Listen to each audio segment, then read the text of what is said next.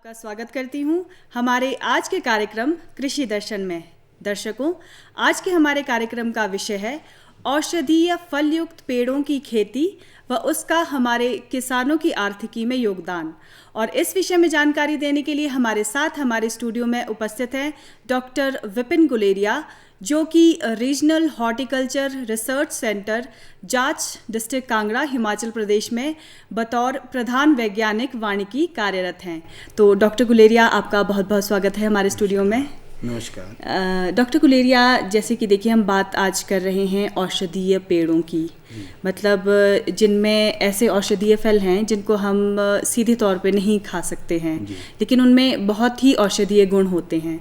तो आपसे यही जानना चाहेंगे कि हिमाचल के किन क्षेत्रों में इस तरह के औषधीय पेड़ पाए जाते हैं? जी, हिमाचल जैसा हम जानते हैं, इसका जो परिवेश है, इसका जो वातावरण है वो बड़ा 4 भागों में बटा हुआ है। नीचे गर्म क्षेत्र है, फिर थोड़ा ठंडा है, फिर ठंडा है और फिर जाकर के पूर्ण रूप से बर्फ वाला क्षेत्र है। इसलिए हिमाचल में जो औषधीय युक्त फल पाए जाते हैं वो अलग क्षेत्रों में अलग अलग हैं। अगर हम ऊंचे क्षेत्रों की बात करें तो उनमें चूड़ी है, एप्रिकॉट की एक वाइल्ड किस्म है, मतलब अखरोट है, फिर उसके अलावा जो न्योजा है, ये उच्च क्षेत्रों में पाए जाने वाले फल हैं। उसके बाद अगर हम निचले क्षेत्रों की बात करें तो मध्यम जो क्षेत्र है तो वहाँ तेज पत्ता एक बहुत उपयोगी औषधीय पेड़ हमारे पास उपलब्ध है, वहाँ अखरोट भी बीच बीच में होता है। फिर नीचे की बात करें तो यहाँ एक बड़ी एक सीरी है, एक बहुत बड़ी एक किस्म है पेड़ों की, जिसमें लसूड़ा है, हरड़ है, बेहड़ा है, आंवला है, कटहल है, डेहूँ है। इस प्रकार से अलग अलग पेड़ किस्में जो हैं अलग अलग क्षेत्रों में औषधीय फलों के, जैसे आपने कहा कि औषधीय फल हमने इसको नाम इसलिए दिया है क्योंकि ये पेड़ सीधे, ये जो फल हैं वो सीधे कच्चे नहीं खाए जा सकते, इनमें कोई ना कोई शोधन करके इनको हम उपयोग में लाते हैं और इनके औषधीय गुण हैं जिसके कारण इनका महत्व है। जैसे हम चूली की बात करें तो चूली का जो तेल है वो बालों में लगाया जाता है, उसके अंदर जो ओमेगा 3 कंटेंट है उसके कारण जो लंबी आयु तक आदमी स्वस्थ रहता है और जॉइंट पेन में उसका उपयोग किया जाता है। अखरोट है, अखरोट का कहा जाता है कि उसका जो अंदर का आकार है वो भी दिमाग के जैसा, इसलिए ब्रेन को उसका बूस्टर का काम करता है। तो इसी प्रकार से जब हम तेज पत्ता की बात करते हैं तो उसके पत्तों में जो औषधीय गुण है वो ऑयल जो कंटेंट है उसमें भी अरोमेटिक जो गुण है, जिससे कि हमारी इंद्रियां, जो मन जो है वो खुश होता है जब हम खाते हैं तो उस अरोमा से हमें को और आनंदित भोजन और स्वादिष्ट भोजन बनता है। तो इस प्रकार से ये जो पेड़ हैं, ये जो फल हैं, इन पेड़ों से, उसके अलावा जो ये पेड़ हैं, इन पेड़ों का एक ये फल वाला पक्ष है, दूसरा इनका और पक्ष भी है कि इनके और भी उपयोग हैं। जैसे लकड़ी है, अखरोट है, अखरोट की लकड़ी बहुत महंगी है, तो अखरोट पूरी उम्र फल देगा, बाद में जब वो बूढ़ा होकर सूखने लगा तो उस लकड़ी का भी बहुत बाजार में कीमत है, हजारों रुपया क्यूबिक मीटर में वो बिकता है। तो इसी प्रकार जब हम निचले क्षेत्रों के फलों की बात करेंगे जिसमें लसूड़ा है, कटहल है, डेहूँ है, हरड़ है, तो ये जो फल हैं इनकी डिमांड अब रोज बढ़ रही है। अब आगे हम बात करें कि इनका क्या महत्व है, क्यों किसान या वो लोग लगाएं, ये बहुत विषय है, क्योंकि किसान वो काम कभी नहीं करना चाहता जो जिसका उसको लाभ ना हो। तो इसलिए ये आज की परिस्थितियां जो हैं वो बहुत ही किसान के लिए एक जिसे हम कहेंगे एक चैलेंजिंग है, क्योंकि किसान अपनी आमदनी बढ़ाना चाहता है और उसकी ज़मीन कम हो रही है और जो उसकी कम उपजाऊ ज़मीन है उसका उपयोग करना चाहता है। तो उसके लिए वो हर प्रकार की एक ऑप्शन चाहिए उसको। उसके अलावा जो है पर्यावरण में बदलाव आ रहा है, तो जो हमारी परंपरागत फसलें हैं उनकी प्रोडक्टिविटी कम हो रही है, जिसके कारण से हमें ऐसी क्लाइमेट रेजिलिएंट क्रॉप की ज़रूरत है जो कि कम उपजाऊ, कम पानी और बदलते हुए परिवेश में भी वो टिकी रहें। इसके अलावा जो है हमारी जो ये औषधीय फसलें हैं, औषधीय पेड़ हैं, ये बड़ी कम केयर मांगते हैं और इनके लिए इनको बड़े केमिकल और नेचुरल फार्मिंग के कैटेगरी में भी हम इनको रख सकते हैं, क्योंकि किसान जो हैं उनको बड़ी कम लागत लगा करके अपनी जो बेकार या जिसे हम कम उपजाऊ भूमि मानता है वहाँ से भी वो इनकम ले सकता है। तो उसकी वो कुल मिला के उसकी जो फार्म से आने वाली इनकम है वो बढ़ेगी और उससे वो एक प्रोड्यूस नहीं, जैसे हम लसूड़े की बात करें तो लसूड़ा एक ऐसा औषधीय फल है जिसके फलों की तो बाजार में कीमत है ही, लेकिन उसको हम बार बार काटे तो कोई फर्क नहीं पड़ता, तो उसका चारे के रूप में भी उसका वो प्रयोग करता है जी। ऐसे जामुन है, जामुन के जो फल हैं वो सभी जानते हैं कि एंटी डायबिटिक हैं, सब लगते हैं, लेकिन उसके साथ उसकी लकड़ी भी उपयोगी है।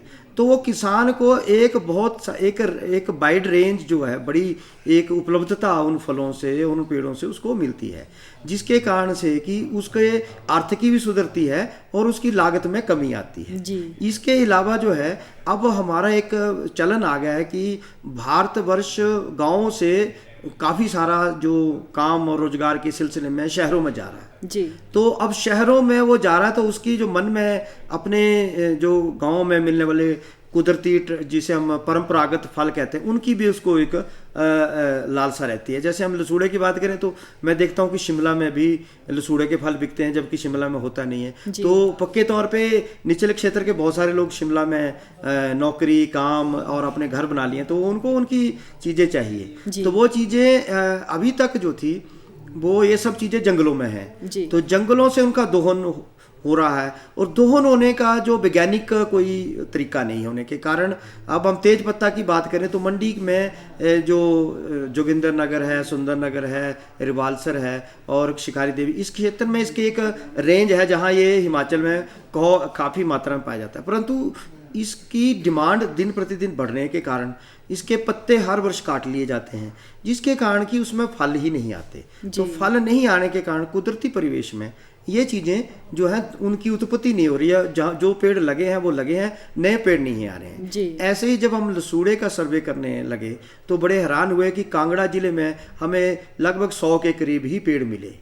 तो ऐसे देखने में आ रहा है कि आने वाले समय में हो सकता है ये विलुप्त भी ना हो जाएं और डिमांड इनकी रोज बढ़ रही है। सिर्फ हमें इसकी मार्केट चैनल ढूंढने की आवश्यकता है, यानी जिनको जरूरत है उनके पास ये सामान पहुंचे। जैसे हर्ड है, हर्ड भी हिमाचल में कभी बहुत आयात पाई जाती थी, मंडी में भी पाई जाती थी और कहावत भी है कि हर्ड का किसी का अगर पेट उसको कब्ज हो तो कई हर्डें ऐसी हाथ में पकड़ने से उसके लूज मोशन हो जाते हैं, उसको खाने शुरू हो जाते हैं और वो पेट ठीक हो जाता है। त्रिफला में इसका सदियों से प्रयोग आता है, लेकिन ये अभी तक जंगलों से और कुदरती परिवेश से ही इनका दोहन हो रहा था। अब उसके कारण समस्या ये आ गई कि अब इनकी उपलब्धता धीरे धीरे कम होने लगी, क्योंकि जंगलों से इनका फलों का ही दोहन हो रहा है, तो अगली जो है जो पैदावार है, संवर्धन है, वो रुक गया। तो अब ये महसूस किया जाने लगा कि डिमांड भी है परंतु वो मटेरियल, जो रॉ मटेरियल है, जो फल है वो उपलब्ध नहीं हो रहे हैं। तो अनुसंधान के द्वारा अब इनको संभालने की और इनको खेती योग्य बनाने की कोशिशें शुरू हो गई हैं और उसी के तहत हमारे जो विश्वविद्यालय है उसमें जो हमारा वानिकी विभाग है, हमने अलग अलग क्षेत्रों में इसके ऊपर अनुसंधान शुरू किया है और कांगड़ा का जो हमारा निचला क्षेत्र है वहाँ के लिए जो लसूड़ा है, हर्ड है, ढेऊ है, कटल है, नीम है, जामुन है, अब इन पेड़ों को संवर्धन किया जा रहा है। संवर्धन का अर्थ ये है कि अब हम इनको, एक कहावत पहाड़ी, एक प्रश्न आपने पूछा था कि इतने वर्ष कौन इंतजार करेगा और ये एक स्वाभाविक प्रश्न है क्योंकि किसान पौधा लगाए और फिर उसका पोता काटे या उसका फल ले तो इतना वो उसमें भी इंतजार का सब्र नहीं होगा। तो अनुसंधान द्वारा अब हम कायिक विधियां, जिन्हें वेजिटेटिव प्रोपागेशन मीन्स हैं, उनके द्वारा हम उस काल चक्र को छोटा कर रहे हैं ताकि किसान बागवानी की जैसे खेती करता है, जैसे वो आम खरीदता है या लीची खरीदता है और चौथे साल ही उसमें फल शुरू होता है, सेब लगाता है तो चौथे साल, उन्हीं विधियों के द्वारा अब हम इन फलों को, एक तो हम उनको कंजर्व कर रहे हैं, उनका संरक्षण कर रहे हैं। यानी हमें जब सर्वे हम किया हमने लसूड़े का और हर्ड का, तो हिमाचल में हमें लगभग 5 लसूड़े की ऐसी पेड़ मिले जिनके फल जो थे उनकी हर प्रकार से गुणवत्ता थी। तो उनका साइज अच्छा था, उनकी डिमांड भी मार्केट में अच्छी लगी हमें, उनका जो पैरामीटर थे सारे, तो उनको हमने उनकी कलम लाई और उसको कलम विधि स्टैंडर्डाइज की और कलम से उनको चलाया। तो हैरानी की बात ये थी कि वो दूसरे वर्ष ही उनमें फल आना शुरू हो गया। और सबसे बड़ा प्लस पॉइंट जो इन अनुसंधानों का है वो ये है कि जिस किस्म का फल आपने किसान के उस पेड़ पे देखा होगा वैसा ही फल आपको मिलेगा, और जो उसका कलम से तैयार किया पौधा लेके जाएंगे, चाहे वो भारत के किसी भी कोने में जाए, तो वैसा ही फल उनको मिलेगा, यानी उसकी गुणवत्ता के साथ कोई समझौता नहीं होगा। दूसरा, वो शॉर्ट पीरियड में फल दे देगा, यानी बागवानी की तरह ही उसको किसान को फल मिलेगा। तीसरा जो है उसमें लागत भी कम रहेगी। और चौथा जो है उसकी जो क्वालिटी ऑफ प्रोडक्शन है, यानी अगर उसको लगता है, देखिए ये जो औषधीय फल हैं इनमें एक और विडंबना अभी तक ये रही कि इनकी मात्रा जो बाजार में चाहिए उतनी पूरी नहीं कुदरती तौर पे हो पाती। कभी वो बहुत ज़्यादा हो जाती है, कभी वो नहीं हो पाती है, इसलिए भी बाजार में इनकी उपलब्धता और इनकी मार्केट पे असर पड़ा है, जिसके कारण कि इसका जो है भंडारण होने के कारण क्वालिटी में इसका फर्क पड़ा, क्योंकि ये नेचुरली एक बायोलॉजिकल प्रोड्यूस है, पौधों से निकलने वाली चीज़ है, तो समय के साथ उसकी क्वालिटी और गुणवत्ता में असर पड़ेगा। जैसे हम नीम का तेल देखते हैं, नीम का तेल अगर 1 वर्ष पुराना हो तो उसमें गुणवत्ता नहीं रहती है, लेकिन ताज़ा हो तो उसमें रहती है। तो इस प्रकार से जो कमर्शियलाइजेशन जिन्हें हम कहेंगे, व्यापारीकरण जो चीज़ों का हुआ, तो उनको तो हर वर्ष और नियमित तौर पर इंडस्ट्री को ये चीज़ें चाहिए। तो जब हम इनको खेती में ले आएंगे तो गुणवत्ता वो होगी, क्योंकि जो गुणवत्ता हमने टेस्ट किया वही गुणवत्ता उन फलों में होगी, और शॉर्ट कम समय में किसान को ये फल देंगे, और उनकी प्रोडक्शन भी ज़्यादा होगी। और प्रोडक्शन के साथ जब आगे जो मार्केट है उनको उतनी मात्रा में सामान मिलेगा, तो वो हर वर्ष उस किसान के पास भी आएंगे, उस क्षेत्र में भी जाएंगे, और उस क्षेत्र की धीरे धीरे एक पहचान बनेगी और किसान की आर्थिकी सुधरेगी। जैसे मैं रीठे की बात करूं, रीठा हमारे चंबा और सोलन और कांगड़ा के उपचली क्षेत्रों में जो बड़ी उच्च गुणवत्ता का रीठा पाया जाता है, क्योंकि रीठे का जो फल है उसके अंदर जो है वो सेपोनिन कंटेंट होता है, साबुन का जो गुण होता है। जितने भी हमारे इजी वगैरह जो ब्रांड आते हैं उनमें ये जो कपड़ों के जो फाइबर को नरिश करने वाला और उसका जो सफाई करने वाला वो सेपोनिन कंटेंट इसके अंदर पाया जाता है। तो वो जो उसका जो साबुन है बड़ा उच्च गुणवत्ता है। हॉलैंड वगैरह देशों में तो इसके कपड़े धोए जाते हैं और बड़ी डिमांड रहती है, ऑस्ट्रेलिया में बहुत डिमांड रहती है। लेकिन हिमाचल के जिन क्षेत्रों में ये पाया जाता है वहाँ लोगों के इक्का दुक्का पेड़ है लेकिन वहाँ क्योंकि इक्का दुक्का होने के ये ज़्यादातर नालों के किनारे ज़्यादा मिलता है वहाँ, लेकिन पेड़ ज़्यादा है तो व्यापारी वहाँ जाते हैं, हर एक किसान से उसकी बातचीत करते हैं और वो उसको खरीद लेते हैं तो उनको मात्रा मिल जाती है और उसकी वो डिमांड मार्केट में वो धीरे धीरे पूरी करते हैं। तो लेकिन जैसे जैसे किसान की ज़मीन बढ़ रही है, परिवार छोटे हो जा रहे हैं तो ज़मीन भी कम होती जा रही है, तो जो भी कम उपजाऊ ज़मीन है वहाँ भी खेती का किसान को एक चस्का है, उसको रोजी रोटी कमानी है, तो इनकी उपलब्धता पे वहाँ असर पड़ा है। लेकिन कुछ किसान हैं जिनके पास ज़्यादा ज़मीन है या जो बाहर काम करते हैं, वो ऐसे पेड़ लगाना चाहते हैं जिनमें कम केयर की ज़रूरत हो और इनकम भी थोड़ी आए, तो वो लगा रहे हैं। तो उनको हम जो है अनुसंधान द्वारा जब हम ऐसी वैरायटियाँ उनको बना के देते हैं जो कि कम समय में फल देती हैं, क्वालिटी उनमें होती है, तो वो किसान इसको लगाना चाहते हैं।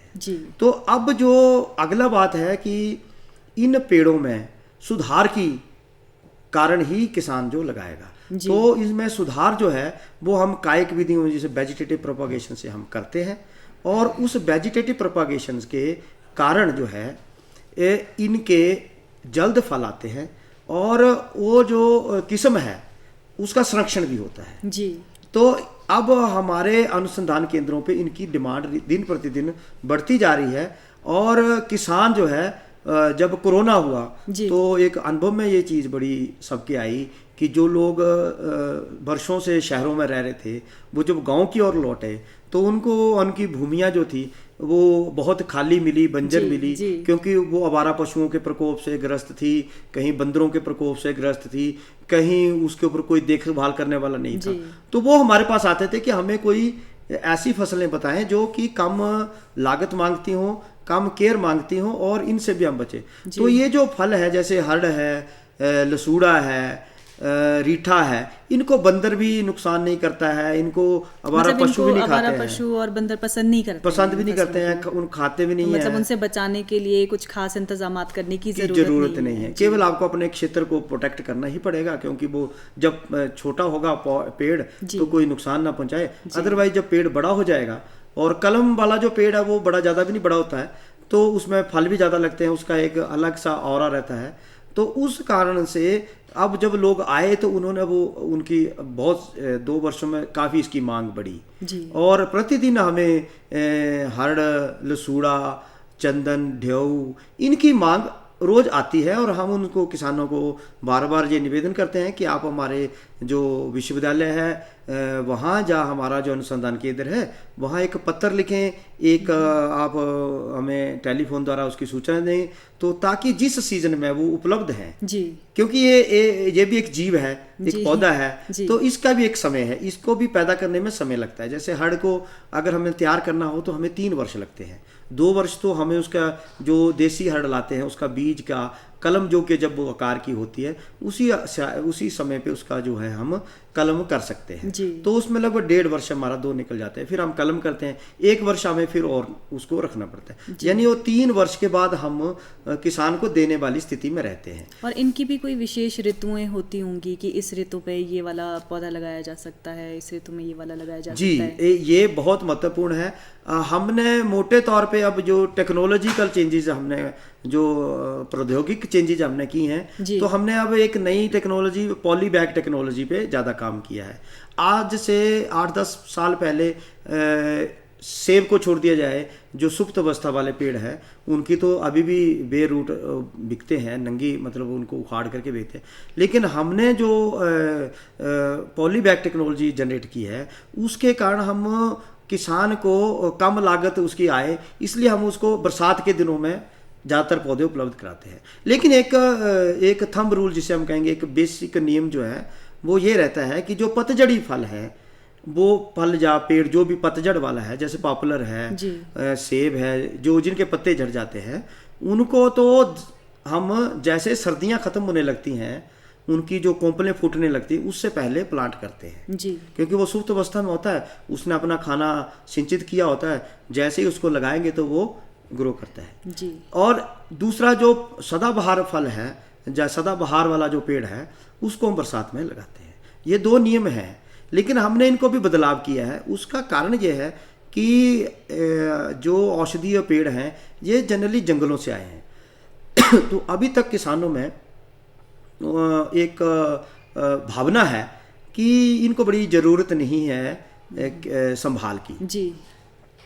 और उस कारण से वो अगर हम उनको जनवरी-फरवरी में भी देते थे प्लांट तो मर जाते थे, क्योंकि आगे एक काफ़ी लंबा समय जो था वो सूखे का पड़ता था जी। अब जब ऐसी परिस्थितियों के लिए तो हमने ये पॉलीबैग टेक्नोलॉजी का किया कि जो देसी पौधा जिसके ऊपर कलम करनी है उसको ही पॉलीबैग में हम जो है लगाए, और जब वो 1.5 वर्ष का हो जाए और इतना मोटा हो जाए कि वो कलम के आकार का मतलब पेंसिल के आकार का हो जाए, तो उसमें कलम की जा सके, तो ताकि वो किसान को हम बरसात में ही दे। क्योंकि बरसात में उसको एक जून में उसको जो लगाने की विधि है उसमें जून में उसको एक खड्डा करना है, उसकी मिट्टी को 2 भागों में बांटना है, नीचे की जो मिट्टी है उसको अलग करना है, ऊपर की मिट्टी को अलग करना है, और जब भरना है खड्डा 15 दिन के बाद भरना है, तो जो नीचे की मिट्टी उसको ऊपर करना है, ऊपर की मिट्टी को नीचे करना है, और गोबर की खाद मिक्स करके डालनी है। तो ये काम करने के बाद बरसात में उसको पॉली बैग में वो पौधा है उसकी जो गाची है वो नहीं डिस्टर्ब करनी है, और वो लेके चला जाएगा। मतलब कि इनकी प्लांटेशन भी काफ़ी इजी होती है, कि इनको लगाना भी आसान होता है। हाँ, हमने वो टेक्नोलॉजिकली बदलाव करके उसको आसान कर दिया है कि किसान बरसात में लगाए, और बरसात में खूब बारिश होती है तो वो जो पौधा है जी, वो पौधा लगभग 3-4 महीने उसको कोई उसकी संभाल की आवश्यकता नहीं है। खूब बारिश हो रही है तो वो सूखेगा भी नहीं, तब तक उसकी जड़ें जो है वो 2.5-3 फुट तक नीचे चली जाती हैं, मतलब आराम से ग्रो करेगा। और आगे जब गर्मियाँ उसको आएंगी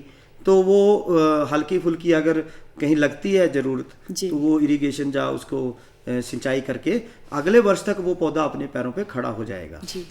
तो डॉक्टर साहब, हम आपसे ये जानना चाहेंगे, आपने बात की अभी लसूड़े की, अभी तक क्या उसकी मेडिसिनल वैल्यूज़ हैं, औषधीय गुण क्या हैं लसूड़े के? जी, लसूड़े जो है ये अभी तक इस पे हिमाचल में कोई ज़्यादा काम नहीं हुआ था, और हमने जब अनुसंधान किया तो इसमें 52 ऐसे रसायन पाए गए जो आदमी के जीवन में इनका बहुत बड़ा महत्व है। इसमें स्टिग्मास्ट्रोल एक केमिकल होता है जो एंटी कैंसर प्रॉपर्टी तक पाए होती है उसमें, वो भी पाया गया है। और इसके अलावा जो है ये आपकी इम्यूनिटी को बढ़ाने वाला है, और इसके अंदर फ्लेवोनॉइड जो पाए गए हैं, और इसके अंदर लगभग 12 किस्म के मिनरल भी पाए गए हैं। तो इसके जो औषधीय गुणों के कारण ये अब लोगों में बहुत पसंद किया जा रहा है, और इसके जो फल हैं उसको अगर अचार बना करके वर्ष भर हम खा सकते हैं, सब्जी खा सकते। और मैं आपको और बताऊं, अब इस पेड़ की एक और विशेषता जो उपले हिमाचल के जो लोग हैं वो जानते हैं कि इसका फल जो है वो तो बिकता ही बिकता है, इसके फूल जो हैं वो बहुत महंगे बिकते हैं। फूलों की सब्जी इतनी स्वादिष्ट मानी जाती है कि धर्मशाला पालमपुर के क्षेत्रों में तो उसको फूल की अवस्था में ही तोड़ करके खूब महंगा, यानी 500 रुपया किलो के हिसाब से उसमें बाजार में बेचा जाता है। तो उस समय में इसमें जो केमिकल हैं, अभी हम उसका अनुसंधान कर रहे हैं कि उसमें ज़्यादा केमिकल होते हैं जब पकने पे। तो एक अनुमान के अनुसार जो इनके अंदर जो स्टिग्मास्ट्रोल है, फिर फ्लेवोनॉइड्स हैं, इसमें थायमिन्स हैं, और इसके बाद जो हमारे टैनिन्स हैं, इनके कारण से ये पाचन क्रिया पे इसका बहुत ही बड़ा अच्छा प्रभाव है।